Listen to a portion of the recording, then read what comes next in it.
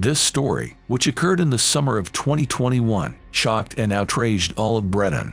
33-year-old Sarah Everard disappeared on her way home, almost in the center of London.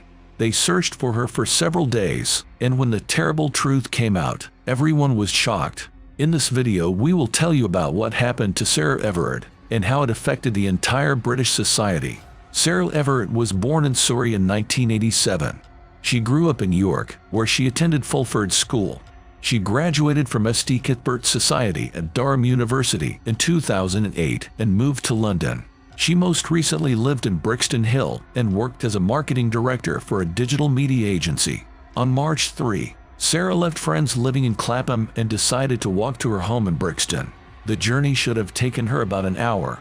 On the way home, she spoke on the phone with her boyfriend, Josh Lowth. The conversation took approximately 15 minutes. At 21:30 local time, Sarah was captured on CCTV from a house on Poynders Road. Nobody saw the woman again. She never came home.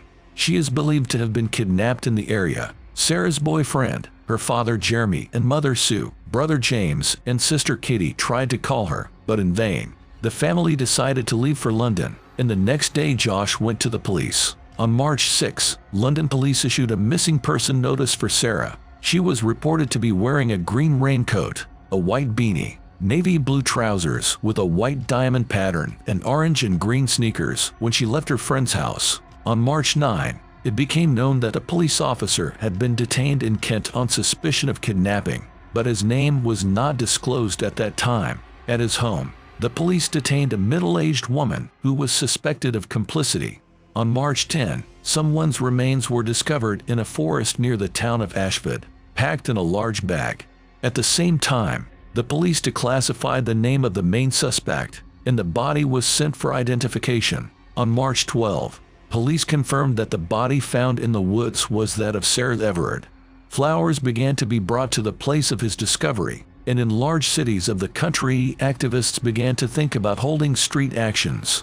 Police officer Wayne Cousins has been arrested on suspicion of kidnapping. The suspect joined the police force in 2018 and was responsible for protecting parliamentary property and embassies in London. According to insiders, he recently wanted to transfer to a police station in Kent to be closer to home. Wayne Cousins was not on duty on the day the woman disappeared. The man's arrest shocked his colleagues, who did not expect such a serious charge. According to the investigation, he met Sarah Everard on the evening of March 3, 2021, when she was returning home from friends.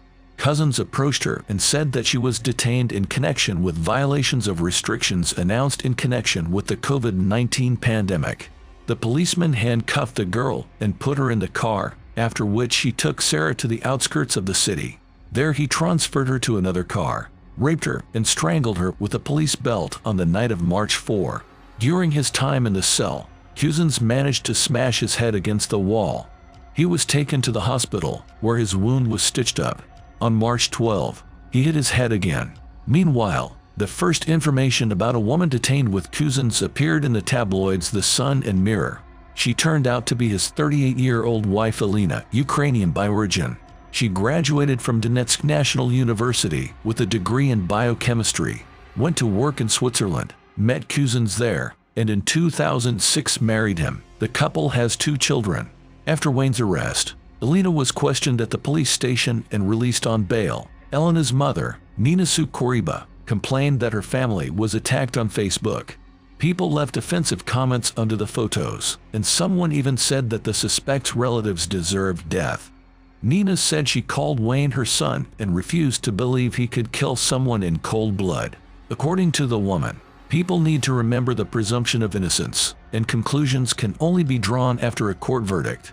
However, the police could not prove whether the police helped him commit the crime.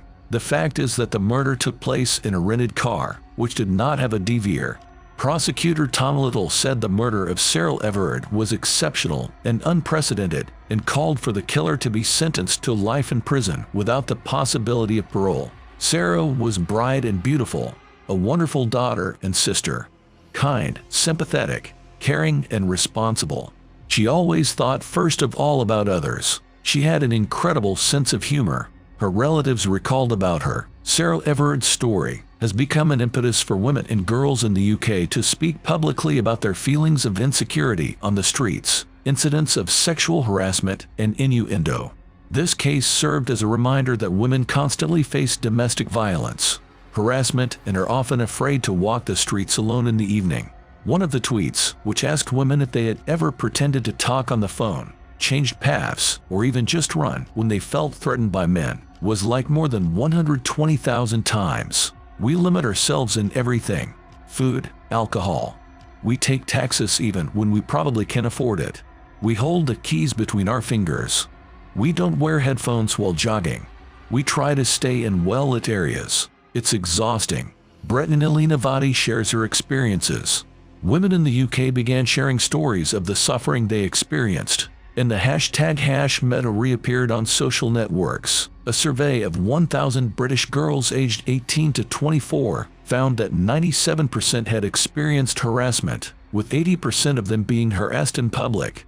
The murder of Sarah Everard has prompted thousands of women to take to social media to explain why they don't feel safe on the streets. The posts included the #ReclaimTheStreets, reclaim our streets. I mentally check off the boxes before leaving the house. Am I dressed conservatively? Check mark. Don't go alone. Call a friend. Don't drink too much. Tick, tick, tick. And I think angrily, why does society think that we have to do all this? Why do we have to disfigure ourselves?